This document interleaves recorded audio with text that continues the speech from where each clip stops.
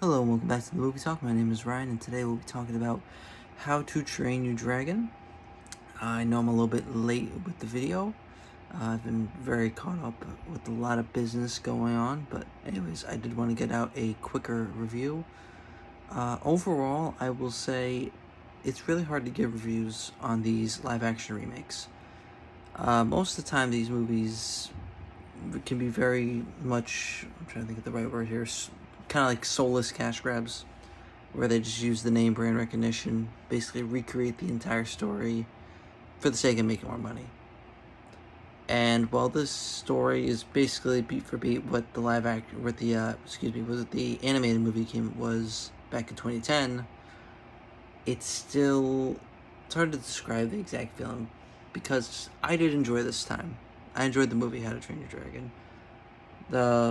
I did enjoy the film, but it's hard to distinct is that because the story in the 2010 movie was great. I think that movie is fantastic, and obviously it's a great story. So of course I enjoyed this film, and I feel the story itself lends itself to transferring to live action pretty well.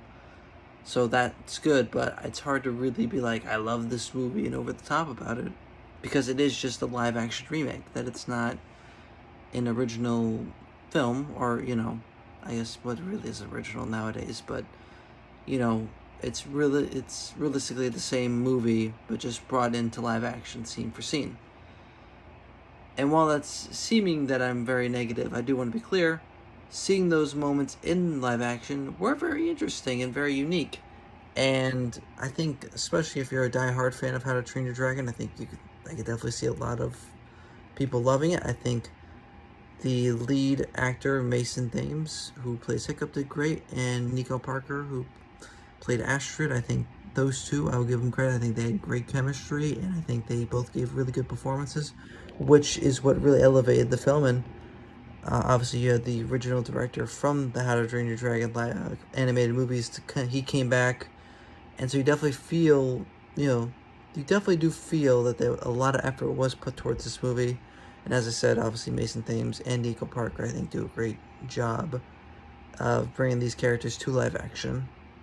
And they make this film, they help elevate the film, along with the whole cast. Obviously, Gerard Butler comes back to play his character in live action. So overall, I did really enjoy the film, and I would recommend it, because especially seeing these scenes in live action and on the big screen was exciting. But it's just hard to rave too much about it because it's just a remake of an anime movie that is fantastic. So if anything, I hope that brings more attention to that movie. But nonetheless, I would definitely recommend How to Train Your Dragon. It was very enjoyable.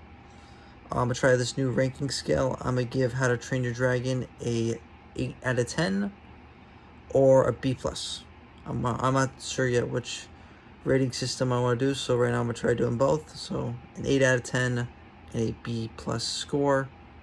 And as I said, I did enjoy the film, and I would recommend seeing it. As always, if you could please leave a like and subscribe, that's much appreciated, and we have more videos in the future. And we'll see you in the next video.